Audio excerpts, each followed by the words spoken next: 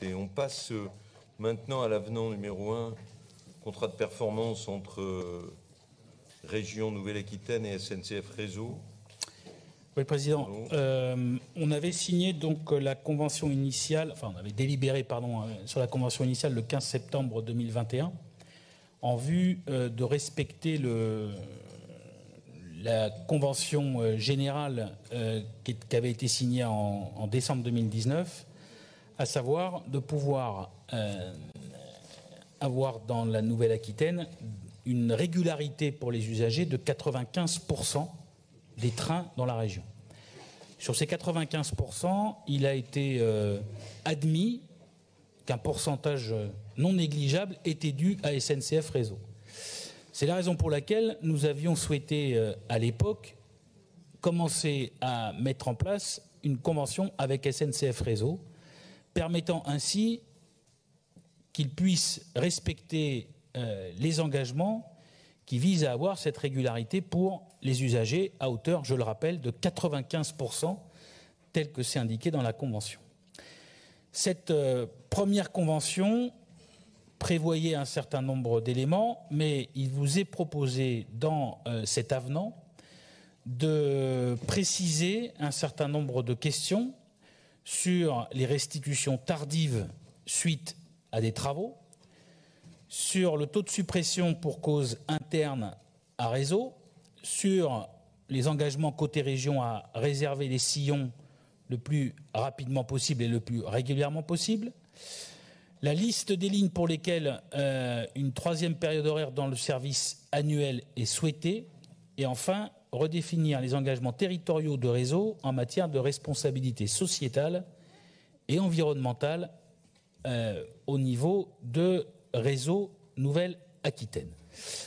Vous l'avez vu dans la délibération, on a mis en place également des mécanismes incitatifs de bonus-malus selon les taux de performance qui sont faits par SNCF Réseau et qui nous permet ainsi de fixer un certain nombre d'objectifs pour les prochaines années à SNCF Réseau pour que ce taux de régularité de 95%, qui pour le coup concerne directement les usagers, puisse être une réalité. Les choses se sont améliorées depuis le début de la convention. Il faut qu'on atteigne ce chiffre-là dans les meilleurs délais. Je vous le disais, Président, en guise de teasing, je souhaite dire à l'occasion de cette convention tout, je dirais, notre inquiétude, voire au-delà, de ce qui s'est passé le 20 avril dernier, date à laquelle l'État, entre, je crois, 2 tours d'élection, a signé en totale catimini le contrat d'objectif entre l'État et SNCF Réseau. Pour celles et ceux qui se rappellent, la loi sur la mobilité prévoyait qu'il était nécessaire qu'à l'échelle de la nation française, une somme de 3,9 milliards d'euros soit dépensés par an en travaux pour maintenir le réseau ferroviaire français. Cette loi a été votée, ça ne vous a pas échappé, par l'ancienne majorité. Elle faisait suite à des discussions nombreuses sur tous les territoires, dont Nouvelle-Aquitaine, et nous avions nous-mêmes, en région, expliqué qu'il fallait une somme non négligeable par an, grosso modo entre 400 et 500 millions d'euros, pour pouvoir mettre à niveau le réseau de Nouvelle-Aquitaine, qui est un de ceux qui est le plus en danger, avec déjà des lignes suspendues et des lignes qui sont proches de la suspension dans les prochains mois ou les prochaines années. Le contrat de performance qui a été signé par l'État et Réseau fait état d'une somme annuelle de travaux de 2,8 milliards d'euros par an, c'est-à-dire 1 milliard de moins, ce qui aujourd'hui crée des conditions dans lesquelles le réseau ferroviaire français, qui est déjà dans un sale état, le sera encore plus dans les prochaines années. Et tenez-vous bien, 1 an après avoir signé un protocole dit des petites lignes ferroviaires avec l'État, la région Nouvelle-Aquitaine vient d'apprendre la semaine dernière qu'SNCF Réseau abandonnerait les lignes 4 à 6. Vous vous rappelez qu'on a fait un protocole sur les lignes 7 à 9, dit petites lignes vues de Paris, 60% de notre réseau. Ce protocole aujourd'hui, il n'a aucun engagement financier de la part de l'État, puisqu'il n'y a pas de part mobilité dans le CPER, ni aucun autre contrat qui nous a été proposé.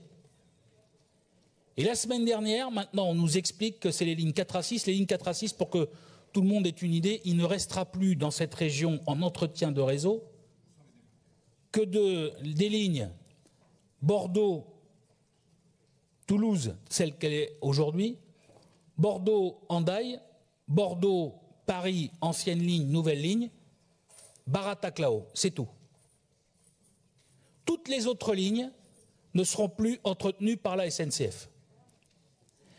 Moi, je voulais, à cette occasion, Président, vous indiquer que si, bien évidemment, il devait y avoir un ministre ou une ministre nommée au transport, puisqu'il n'y en avait pas jusqu'à aujourd'hui, il est urgent, très urgent, au-delà d'ailleurs de la région Nouvelle-Aquitaine, parce que je peux vous dire que tous les vice-présidents, quelle que soit leur obédience politique, et tous les présidents de région aujourd'hui ont émis l'idée selon laquelle, si on explique à tout le monde qu'il faut faire du report modal et qu'il y ait de plus en plus de gens qui prennent le train et que de l'autre côté, il n'y a plus du tout de travaux sur le réseau ferroviaire, on ne voit pas bien comment on va faire.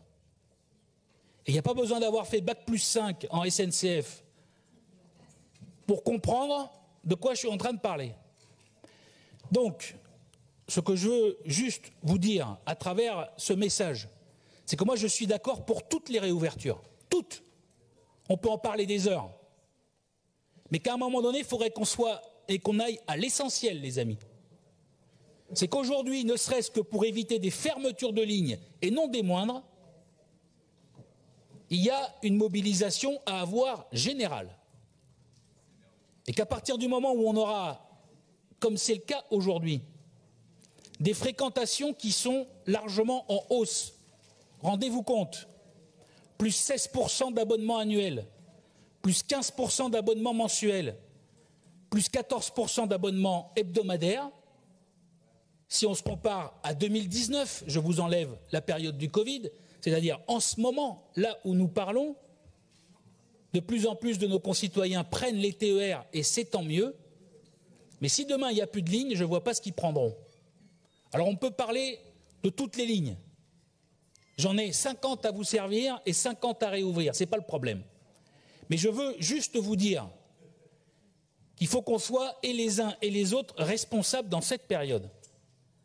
Du fait que si on ne met pas l'accent sur le fait qu'il faut que le réseau actuel soit régénéré et que réseau et l'État fassent et tiennent leurs engagements, alors on ne parlera plus jamais des lignes qui sont à réouvrir. Hein. On parlera de fermeture de lignes et non des moindres. Parce que c'est ça qui nous pend au nez à l'heure où nous parlons. Je profitais juste de ce moment-là pour vous dire que ça fait partie, ça ne fait pas partie évidemment de la délibération, je m'en excuse, pas l'habitude de parler d'autre chose que des délibérations que je présente, mais là, la situation est suffisamment grave pour que chacun dans cet hémicycle soit bien informé du fait qu'aujourd'hui, s'il n'y a pas une prise de conscience sur le réseau ferroviaire, alors effectivement, Jean-Dionys du Séjour aura gagné, tout le monde reprendra sa voiture.